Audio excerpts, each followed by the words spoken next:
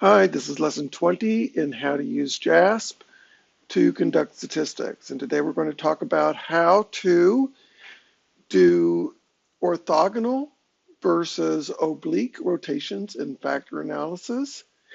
And I'm excited to talk to you about this and to try to make a typically difficult concept crystal clear. So let's get started. I want you to go open up JASP and go to Data Library. Under Data Library, we're going to go down to Item 6, and we're going to go to Factor. There's two analyses here, both of which are concerning intelligence. We're going to go to the one called mental ability and open that up. This is one that we did for Lesson 19, and Lesson 19 would be great to do before you actually jumped into this lesson. I'm going to go ahead and switch things up a bit in terms of this data set. What we're going to do is first go over to the data, and I want to make things a little bit more interpretable. So we have these variables x1 through x9. I'm only going to use the first 6 for today's lesson. I'm going to keep this to 6 measures that load onto 2 dimensions. And I want to go ahead and change the names of these so that x1 should be, we'll do it spatial ability for V perception. It's a visual perception task that gets at spatial ability. And hit that X button and then go over here and then it shows up. X2, let's switch to S cubes. Hit this button. It says you want to apply, go ahead and apply, and it's there. We're going to continue on through number 6. Okay, I just finished, and so I went ahead and named my third variable x3 S lozenges. Those are rhombus or diamond-shaped figures that people do as manipulations of in various tests. Verbal, V for paragraph comprehension, is the first measure of verbal ability. V, SENT for sentence completion is the next one. And V, word meaning, WORDM, word meaning. And this is actually where you should stop the video, make sure that you're caught up with me, and then catch up. If you have questions about these measures, you'll want to look over here to see the descriptions. And again, we went over this in the last lesson. Okay, well, I'm going to assume that you're caught up. And what we're going to do is we're going to do a factor analysis. We're going to go to factor, go to exploratory factor analysis. Under exploratory factor analysis, we're going to take those 6 measures that we just named and plug them in. This factor analysis is given us 2 factors, and this factor solution looks pretty clean. Why is that? Well, if we go and look at our analysis options, we see that it's done an oblique rotation, specifically a promax rotation. I want to start us off, though, by doing an orthogonal rotation. And I want to start off with actually no rotation. And when you start off with no rotation, this is the solution that you get. Let's also look at output options. And let's ask for the structure matrix. Okay, the structure matrix, when you have no rotation, is going to be the same as what's called the pattern matrix. Here there's no real pattern. It's not emphasizing that because there's no rotation. No rotation means that it's not designed to show you the pattern. I want you to take where it says display loadings above and drop it on down And when we drop it on down to 0, basically every element in the matrix is shown. And if you find the right variables, like here's spatial ability cubes, 0.294, you have a 0.294, 0.360, you have a 0.360. You notice that for the verbal abilities, they have pretty high loadings to start off with on factor 1. Then they have negative loadings on factor 2. And then you have these uniquenesses. The uniquenesses are the amount of variance for each measure that is not explained by the factor structure. Quite specifically, let's look at the first one, paragraph completion. I have a 0.826, and I'm going to square that. And I'm going to add on to that this 0.197 squared. I'm not going to put in the negative because the negative squared is a positive. So 0.197 squared and hit add, and it adds up to 0.271. This is the amount of variance that's explained by the factor structure. So 1 minus 0.721 gives you 0.279, the amount of variance that's not explained by the factor structure. So that's where those uniquenesses come from.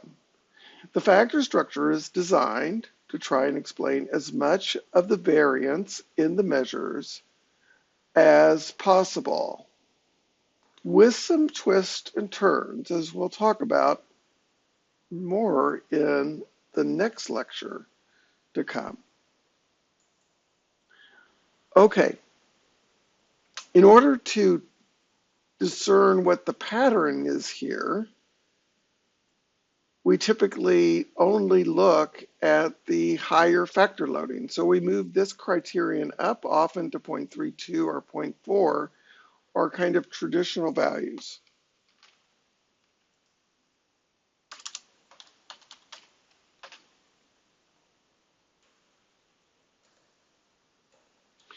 What I notice is that when it's unrotated, basically all the measures load on to factor 1.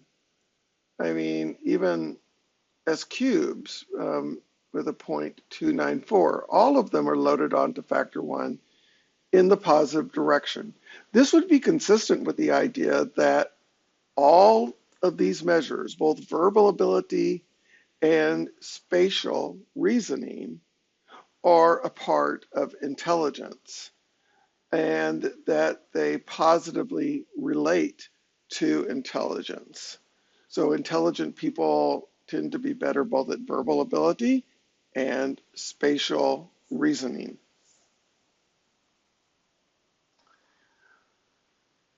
But how do I clearly see that one of these is verbal and one of these is spatial?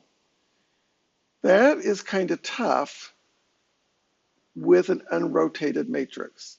What does rotation do? Well, let's take a look at that. Over here, I have put in two clouds of variables representing verbal ability and spatial ability. So verbal ability and spatial reasoning skills, okay? When the analysis is first run and I extract that first factor is looking for all the positive correlations between the measures to basically say, how much do each of you contribute positively in one direction to explaining something? Here, we can think of that as mental ability or intelligence. And so it basically is loading each of these positively towards explaining intelligence. And hence, that's the reason why you have on this positive dimension factor 1, all 6 of these positive on this axis, the F1 axis, giving positive loadings. Now the verbal's doing a bit of a better job than the spatial reasoning, but they're all positively related. What factor analysis does is it says, once I have that first factor, I'm now going to try and get a second factor where I look for unique variance. And it notices that there's these separations between verbal ability and spatial ability. Those don't correlate that well together. Even though they're both contributing positively to intelligence, there's separations. And so it designs a second factor. That second factor tries to split apart those two, giving on the second factor negative loadings for the verbal ability. Do you remember when we were looking at the actual loadings that on the verbal ability, the second factor actually had some negatives on there? Yeah, it loads them on negatively, but positively it puts on the spatial. It's devising a factor that's going to separate those two clouds. Now, what psychologists tend to want to do is to give interpretations to each one of the clouds or clusters of items. And so what you can do is you can rotate the matrix. I'm going to click on this and I'm going to rotate the matrix. There it is. It's rotating, right? And what I'm going to do is I'm going to rotate it.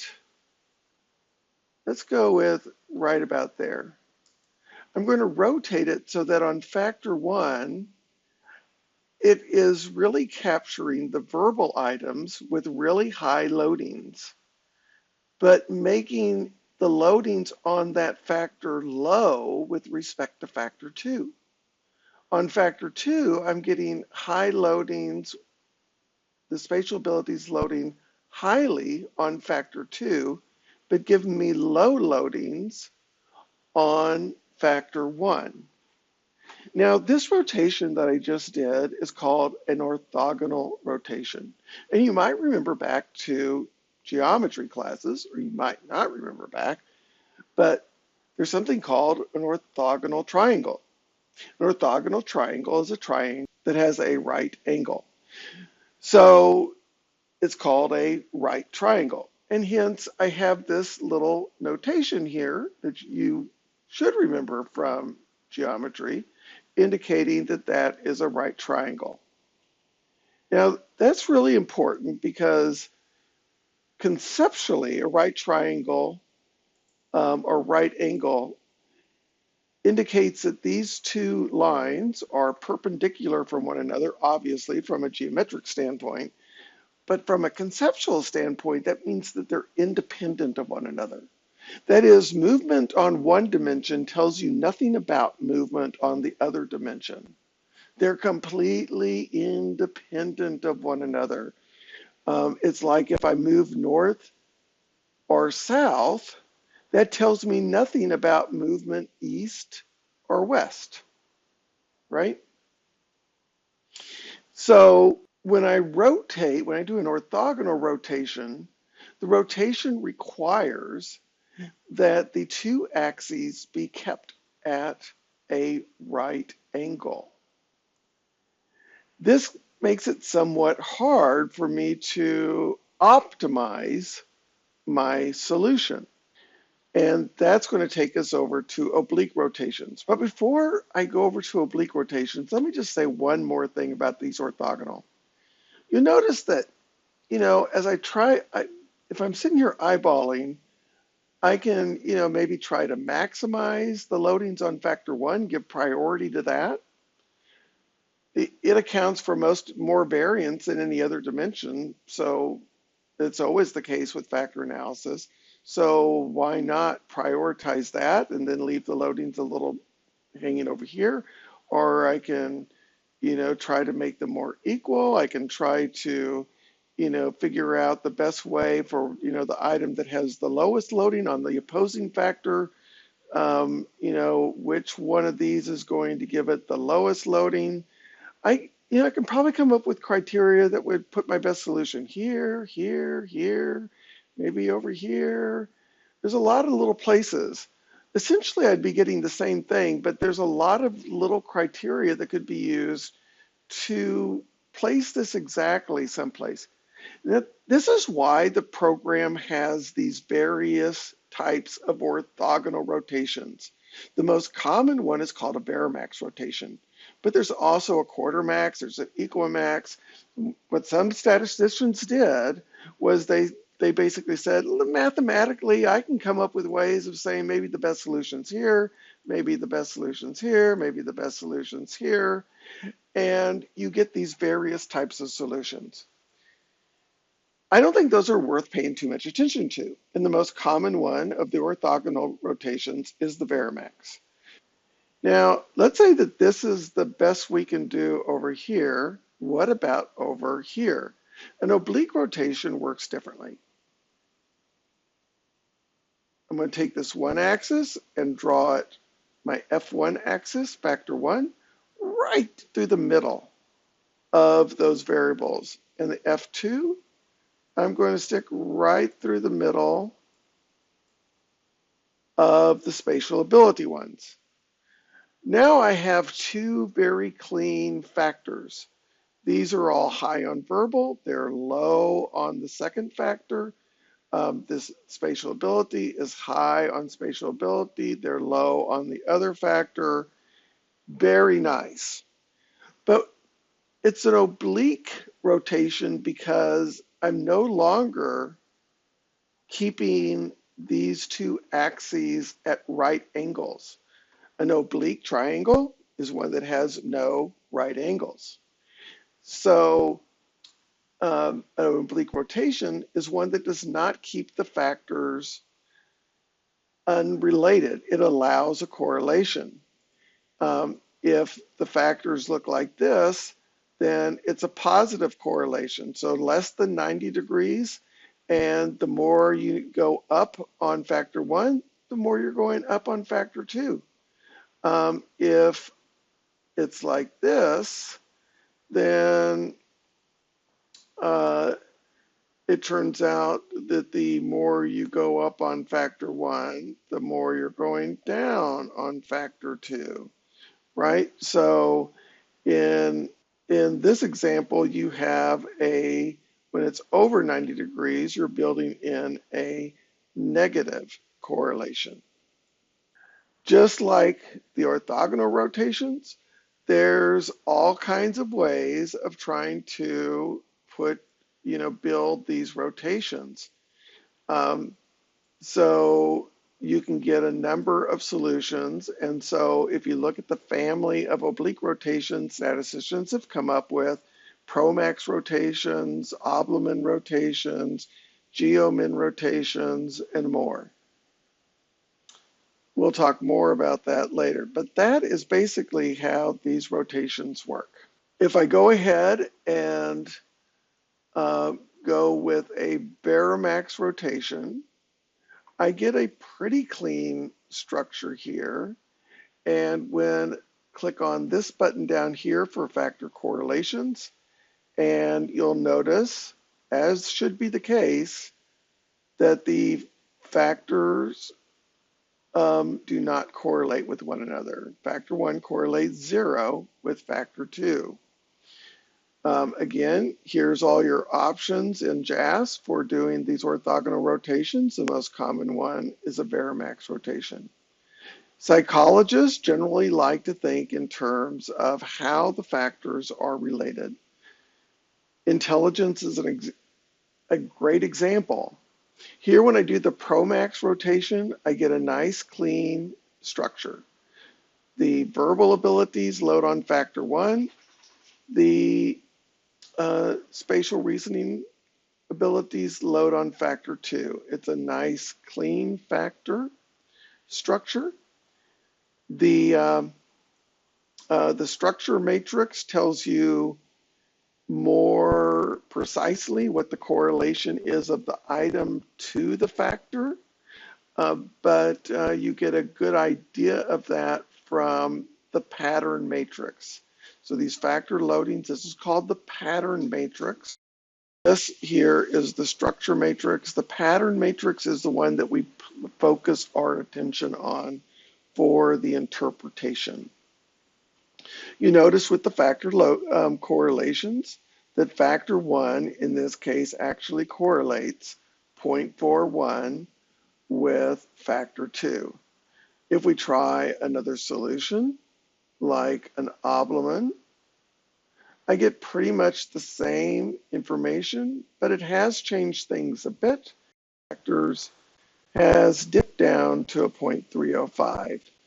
A geomin dips it down to a 0.288.